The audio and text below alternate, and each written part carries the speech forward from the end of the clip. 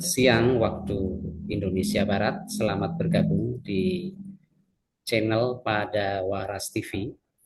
Eh, Salam sejahtera untuk kita semua. Pada siang hari ini kita mau bincang-bincang santai karena ini hari Sabtu ya tentunya. Jadi kita bincang-bincang santai dengan Mbak Yulia Ningsih Rizwan.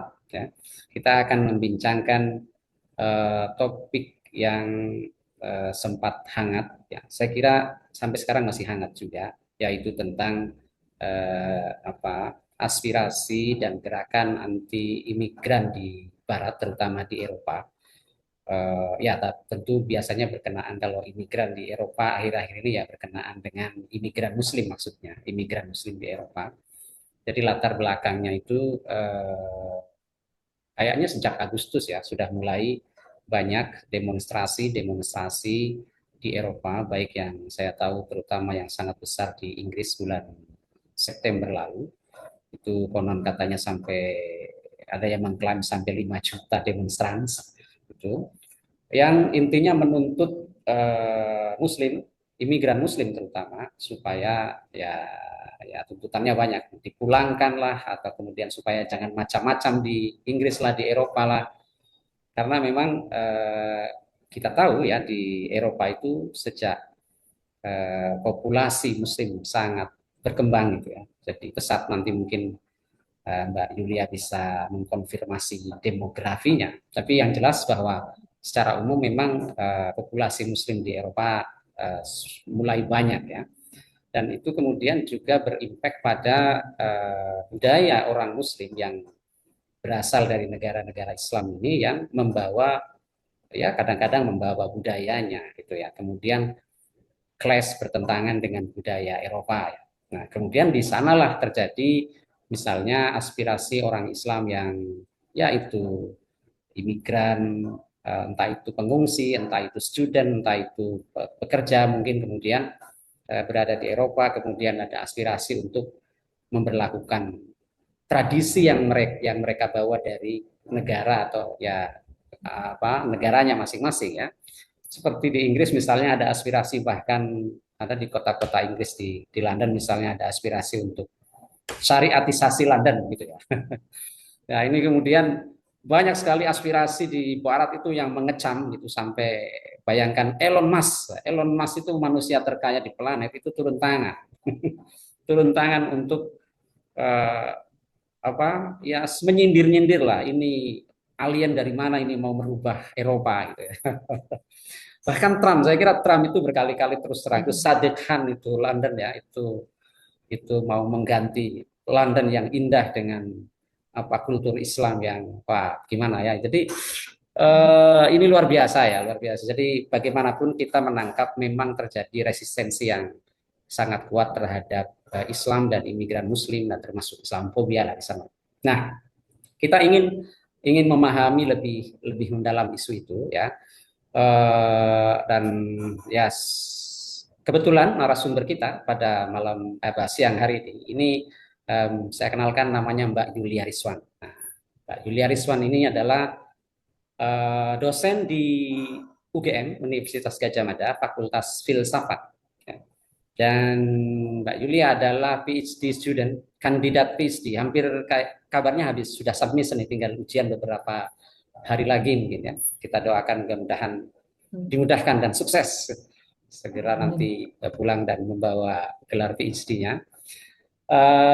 Mungkin pertama-tama ini dulu, mungkin Mbak Yulia bisa perasaannya, komentarnya dengan isu anti imigran dulu Muslim di Eropa, gimana menurut Mbak Yulia? Oke, baik. Pertama, terima kasih Mas Ali sudah diundang dan diajak berbicara. Tapi saya sedikit tadi mencoba mencerna keresahan-keresahan dan ketakutan kalau saya melihat adalah posisi orang yang jauh ya, kita yang melihat itu. Tapi mungkin ini saya akan cerita itu agak sedikit berbeda ya. Eh, Cerita saya itu adalah bagaimana saya menangkap, melihat, mengalami eh, kondisi-kondisi di Eropa yang mungkin yang saya singgahi, yang saya lihat, yang dekat dengan pengalaman sehari-hari gitu. Jadi terus terang pertama kali tiba Jerman itu sekitar mungkin 5 tahun yang lalu gitu ya, karena saya sempat ya sempat punya kesempatan di beberapa negara apa non Muslim minoritas lainnya ke Jerman itu benar-benar homey. Saya tidak merasa takut, tidak merasa apa ya. Jerman itu kayak nyaman sekali gitu, khususnya tempat saya tinggal ya di Freiburg itu ya. Jadi dekat rumah kami toko halal apa, jadi nggak ada ketakutan sebagai meskipun kita tidak mungkin karena banyaknya orang pakai jilbab, banyaknya migran, banyaknya. Jadi ketakutan-ketakutan itu atau juga mungkin karena kota kami adalah kota Jerman Barat yang setiap wilayah itu punya variasi, punya keunikan, punya identitas yang berbeda dari setiap tempat. Apalagi tadi bicara negara. Jadi bagaimana kondisi Muslim Jerman itu yang saya alami itu berbeda dengan bagaimana kondisi Muslim di Belanda dan mungkin di London. London saya nggak punya banyak, saya cuma mampir tapi nggak punya impresi yang kuat seperti di Jerman tempat saya tinggal ataupun di Belanda tempat saya meneliti gitu. Ya, cuma kalau beberapa kali London itu disebutkan, saya juga langsung kira-kira mikirnya gini, London itu kan negara imperial yang sebenarnya mereka sendiri itu mengundang masyarakat postkolonial yang untuk datang ke negaranya gitu. Jadi dinamika keragaman London itu kan juga kenapa misalnya Inggris itu menjadi begitu dipadati oleh para apa Muslim itu kan dia juga punya sejarah kolonial yang panjang kan yang itu kemudian menarik kembali orang-orang tersebut untuk mengambil ruang-ruang dari masyarakat di London itu. Tapi di Jerman ini beda, beda Mas. Jadi dan apalagi Belanda. Kalau bisa bicara secara demografi, saya tidak menghitung yang di Jerman, tapi saya mengamati yang di Belanda. Sejak 10 tahun terakhir selalu dikatakan 5%. Komunitas Mhm. Muslim itu cuma 5% dari seluruh masyarakat di Belanda gitu. Padahal kalau misalnya kita ke Amsterdam atau kita ke Utrecht, ke sentrumnya, itu kayak bukan di Eropa, itu Hmm. kayak di Tanah Abang. Jadi Ya, ya. toko Muslim semua perlengkapan, semua pakaian, makanan halal. Bahkan ketika misalnya ada satu masjid jami yang mengadakan buka puasa bersama itu udah mirip suasananya tuh udah mirip negara Muslim yang orang yang ngetril pakai motor ngeng ngeng ngeng menjelang buka puasa itu ini bukan ini bukan Belanda gitu itu sama pakai di Belgia itu ada namanya Antwerp. Antwerp itu daerah nggak jauh dari Belanda Ya, ya. itu ada nama ada satu jalan nama Abdistraat mungkin dari bahasa Arab ya Abdi Hmm. apa itu juga udah kayak Tanah Abang tapi yang kayak kayak ini nggak banyak di Jerman. Di Jerman itu ada masjid besar, ada mungkin komunitasnya. Dan tipikal komunitas Muslim di Jerman dan tipikal migran di Belanda itu juga berbeda. Karena tentu saja karena politik ya, karena saya nggak punya banyak gambaran di Inggris, tapi di dua negara ini saya bisa membayangkan. Kita tahu di Belanda itu migran itu kan mengalami pertama karena dari masyarakat postkolonial gitu. Ya, ya. Ya orang Indonesia, orang Suriname gitu. Lalu kemudian Belanda mengalami krisis pekerja.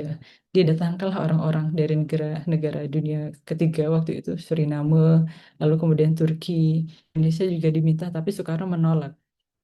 Soekarno nggak mau orang Indonesia diminta tenaga kerjanya ke Belanda dengan alasan kita udah dijajah, masa kita mau jadi bagian lagi di negara penjajah kita gitu. Maka kemudian Indonesia adalah termasuk Muslim yang sedikit di Belanda, tapi kemudian Belanda mengklaim bahwa mereka adalah bagian dari Muslim terbesar di dunia karena kami pernah mengkoloni Indonesia dan Indonesia adalah negara dengan mayoritas Muslim besar. Jadi kalau mau ditanya mana negara paling banyak Muslimnya, Belanda itu pernah mengklaim, kamilah Belanda, negara yang paling banyak Muslimnya di dunia gitu. Karena sejarah kolonial ini tadi ya, yang itu agak lucu gitu. Tapi kemudian eh, karena dia merasa orang-orang yang datang ke Belanda itu adalah orang-orang migran sementara, karena tahun 65 itu kan dari tahun Banyak. ya, kalau kita lihat sejarahnya di Belanda misalnya, kan Ya. tahun 50 sampai 60 itu adalah migran yang didatangkan karena mereka akan dijadikan pekerja-pekerja di jalanan ya, membangun infrastruktur dan lain sebagainya. Nah, Belanda itu kan tidak antisipasi. Mereka hanya mengatakan ini adalah orang-orang yang datang sementara gitu. Mhm. Jadi Ya, mereka ya. nggak punya program kayak apa asimilasi apa ya udah mereka akan datang gitu. Tapi kemudian politik negara macam-macam akhirnya mereka mengundang anak keluarga dan lain sebagainya dan tumbuhlah mereka sebagai mayoritas Muslim yang besar. Nah, tapi perbedaannya adalah kalau di Jerman konon katanya masyarakat Muslim itu mereka datang ke Jerman itu adalah kelas kelas-kelasnya itu beda kayak kelas pekerja kelas menengah, Ya, kelas pelajar, dan Jerman juga punya satu apa kebijakan politik yaitu bahasa. Semuanya wajib menggunakan bahasa Jerman. Jadi integrasi dengan nilai-nilai di apa nilai-nilai negara Jerman itu lebih lebih mudah dibandingkan dengan Belanda gitu. Nah, kalau tadi Ustadz mengatakan integrasinya apa? Anak-anak Jerman itu ya sampai apa ya terbiasa dengan misalnya ya Habibti ya itu tuh mereka banyak di banyak tempat itu ya mereka sudah kayak iyalah iyalah itu tuh udah jadi malah justru jadi kayak kata nah itu kalau saya melihat jadi saya nggak punya saya tidak bisa mengatakan ini sama tapi itu apa, setiap tempat itu punya punya ciri khas punya lalu kekhasan kemudian gitu ya. iya Ya, punya ya. kekhasan ada kota yang terbuka ada kota yang dia punya pengalaman mungkin kalau Jerman Timur dia punya pengalaman yang cukup traumatis ya dengan apa perbedaan dengan perang dan lain sebagainya itu. Sini Oke, kan lebih terbuka. ya. Mm-mm. Jadi kalau kita mengatakan Muslim di Eropa itu kita tidak bisa mengatakan semuanya sama posisi, artinya Enggak. karakternya ya, entah London, mana Hamburg, kemudian Freiburg, Mm. kemudian apalagi Amsterdam di Belanda dan seterusnya, masing-masing punya punya apa namanya, karakter Lokalitas masing-masing ya. punya Ya, ya. lokalitas yang mempengaruhi gitu. Jadi tapi eh, banyak banyak riset yang mengatakan bahwa oh ya ini sebelum saya lebih lanjut saya belum Mm-mm. mengenalkan tadi Mbak Yulia ini di Freiburg itu di Jerman ya, tapi juga Mm. risetnya itu disertasinya tentang Muslim di Belanda justru ya. Jadi Iya, ada dua kaki nih kadang-kadang di Jerman, kadang-kadang di Belanda karena memang Jerman dan Belanda kan berbatasan ya. iya, Dan iya saya kalau duga karena risetnya tentang Indonesia, orang Indonesia ya betul ya. iya, Maka kemudian mungkin lebih banyak di Belanda kan orang Indonesia. mm-mm. Iya Ya, ya, benar. oke, oke, oke, oke. Saya jadi paham itu. Oke, menarik. Heeh. Nah, Lalu ini kemudian tadi ini, bahwa mhm, kota-kota atau negara-negara di Eropa itu ternyata tidak semuanya sama soal soal mhm, eh, respon. apa Muslim gitu ya. Mhm, Keadaannya dan apa artinya hubungan antar eh, apa antar masyarakatnya mungkin berbeda-beda. Dan iya, kalau kalau sepenglihatan atau sepengalaman Mbak Yulia itu tadi sudah dibilang di Inggris itu mungkin keadaannya begitu mhm. tapi mungkin di mana itu Muslim paling merasa nyaman di Eropa atau dan merasa paling tidak nyaman atau mungkin banyak penolakan itu di mana kira-kira kalau di Eropa itu? Saya pernah ditanya profesor saya. Tadi kan saya katakan pertama, misalnya saya membandingkan hidup di Amerika itu penuh ketakutan secara psikologis gitu. Bahkan Penuh kadang saya apa? merasa merasa merasa ketakutan secara psikologis itu ya. Ya, Berapa saat tinggal di Amerika kayak merasa asing, merasa dilihati, merasa apa. Tapi di sini enggak. Terus lalu kemudian saya supervisor saya tanya, karena kamu di Freiburg gitu kata dia. ya, Jadi ya. kalau kalau apa ini adalah kota pelajar seperti Jogja dan Mhm. apa internasional vibe-nya itu cukup besar meskipun kotanya kecil. Nah, kalau mau melihat itu saya juga memperhatikan di sini di banyak tempat itu ada seperti vegetarian restoran itu untuk apa ya? Untuk memudahkan orang-orang bahwa di mana-mana itu kan persoalan makan gitu, halal Ya, food, vegetarian itu menjadi begitu begitu nyaman bahkan apa banyak teman-teman yang non Muslim itu juga justru belanja ke eh, halal food itu karena kesadaran ekologis. Misalnya dia mengatakan oh, oke. eh, apa lebih sehat, eh, bagaimana cara apa mengelola daging itu lebih sehat, lebih muliakan daging. Itu tuh sudah malah justru muncul dari kalangan ya saya nggak ketemu banyak orang ya, tapi saya ketemu beberapa orang yang justru punya pendapat seperti itu. Tambah lagi anak kami di sini di SD-nya di sekolah negeri itu ada pelajaran agama Islam.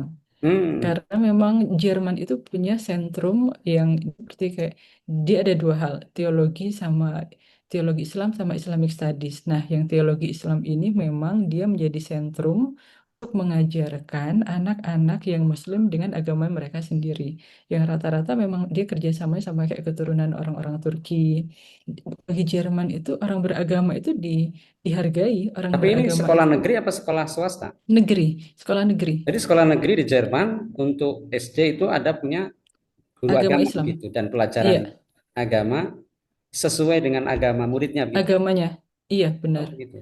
karena memang ya itu tadi ya Jerman itu, kalau di Jerman itu jarang ya sekolah Islam. Di Belanda banyak sekali sekolah Islam. Ya. Jadi kayak di Belanda orang Maroko bikin sekolah, Turki bikin sekolah gitu. Di Jerman saya nggak, di kota ini saya nggak ada. Tapi tapi negaranya tuh mikirnya tuh udah lebih lebih luas gitu, lebih komprehensif.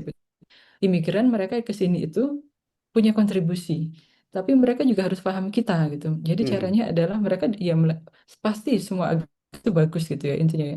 Cuma ya diajarkannya ya di sekolah negeri, guru-guru agamanya itu di mungkin kayak apa ya, kayak seperti Kementerian Khusus Pendidikan Sentrum tentang agama yang mereka emang akan disebarkan ke sekolah-sekolah Islam untuk mengajarkan agama Islam.